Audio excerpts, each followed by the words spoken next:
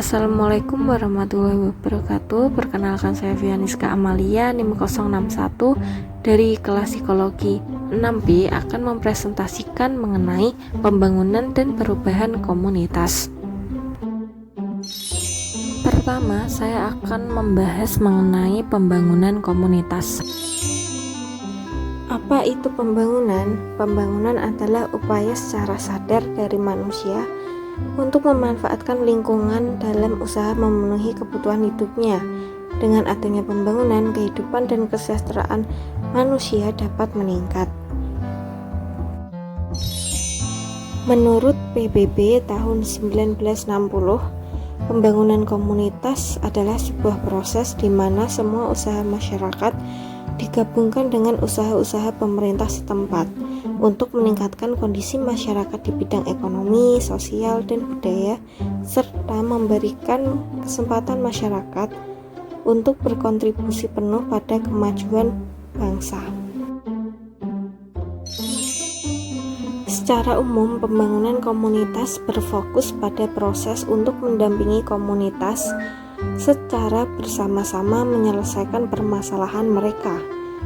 Pada konteks yang sama, pembangunan komunitas merupakan aksi kolektif untuk sebuah hasil dan dampak keberdayaan dari sebuah komunitas.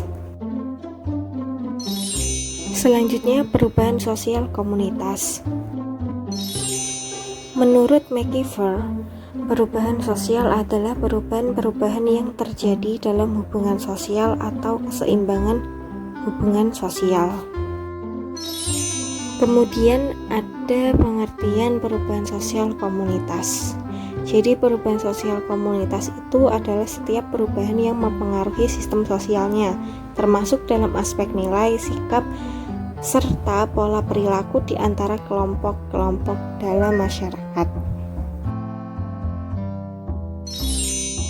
Kemudian saya akan menjelaskan sedikit mengenai situasi sosial kelas bawah. Situasi sosial merupakan suatu kondisi tertentu di mana berlangsung hubungan antara individu yang satu dengan individu yang lainnya, serta antara dua individu atau lebih. Selanjutnya, definisi dari kelas bawah.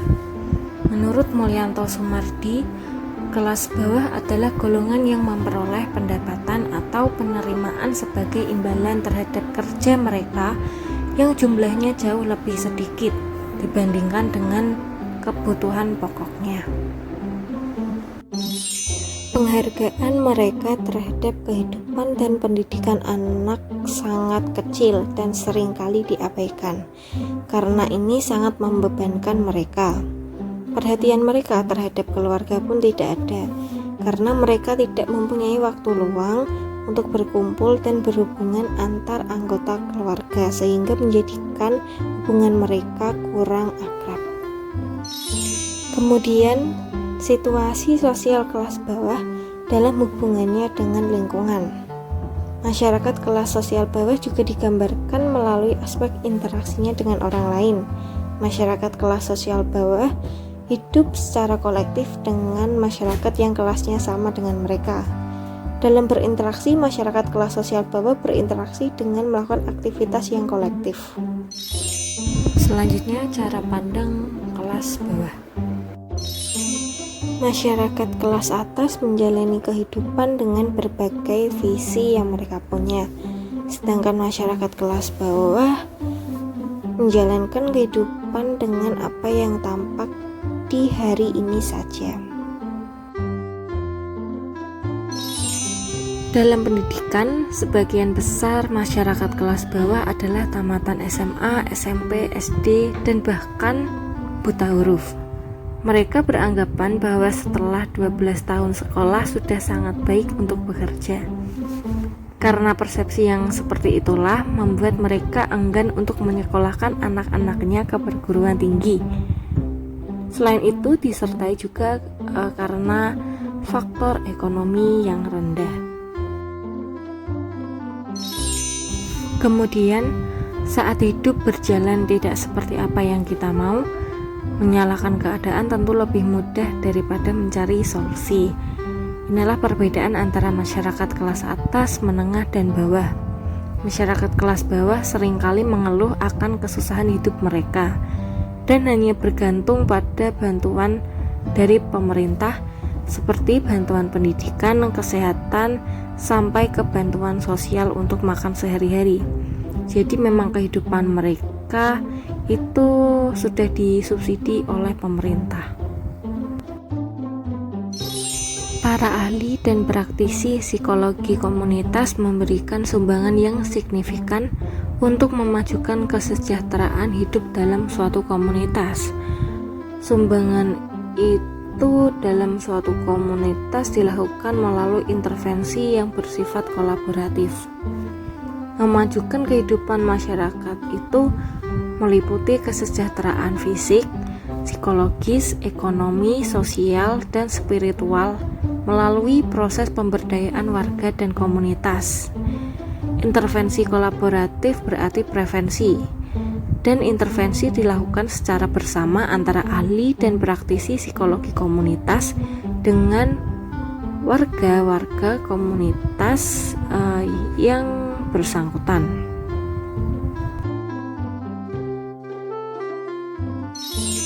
Kemudian 5 tugas yang dapat dilaksanakan oleh penyelenggara program pemberdayaan masyarakat.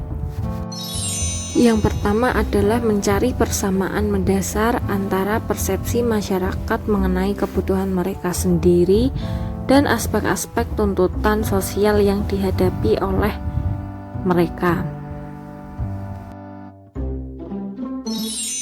Yang kedua adalah mendeteksi dan menghadapi kesulitan-kesulitan yang menghambat banyak orang untuk mengidentifikasi kepentingan mereka dan kepentingan orang-orang yang berpengaruh terhadap mereka. Selanjutnya yang ketiga adalah memberikan kontribusi data mengenai ide-ide, fakta, nilai, serta konsep yang tidak dimiliki oleh masyarakat, tetapi bermanfaat bagi mereka dalam menghadapi realitas sosial dan masalah yang dihadapi mereka.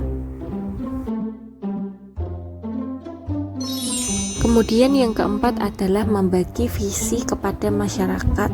Harapan dan aspirasi penyelenggara merupakan investasi bagi interaksi orang, masyarakat, dan kesejahteraan individu serta sosial. Yang kelima, mendefinisikan syarat dan batasan situasi dengan sistem relasi antara pihak penyelenggara program dan masyarakat sasaran program yang dibentuk, seperti istilahnya adalah kontrak kerja. Nah, batasan-batasan tersebut mampu menciptakan kondisi yang dapat membuat masyarakat dan pihak penyelenggara program menjalankan fungsinya. Kemudian terdapat 4 pendekatan dalam perubahan sosial komunitas. Yang pertama ada peningkatan kesadaran. Nah, peningkatan kesadaran kritis warga mengenai kondisi sosial dan memacu keterlibatannya dalam menghadapi dan mengubah kondisi sosial tersebut. Pendekatan ini paling merujuk langsung ke nilai-nilai kesadaran dan komitmen personal.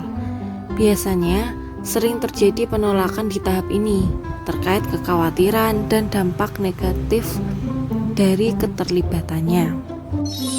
Yang kedua, ada tahapan pengembangan komunitas. Proses pengokohan hubungan antar anggota komunitas untuk mendefinisikan masalah komunitas, sumber daya, dan strategi untuk melakukan tindakan sosial. Cara ini dilakukan agar tidak ada prasangka yang muncul di antara anggota komunitas.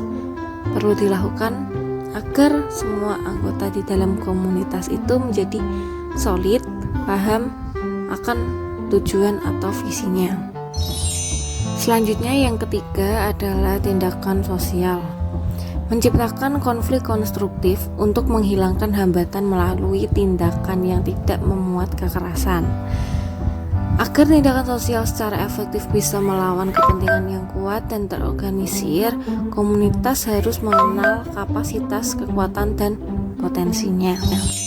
Yang terakhir ada advokasi dan penelitian kebijakan. Tahap ini merupakan tahapan evaluasi dan diskusi, baik untuk komunitas itu sendiri maupun dengan pemerintah.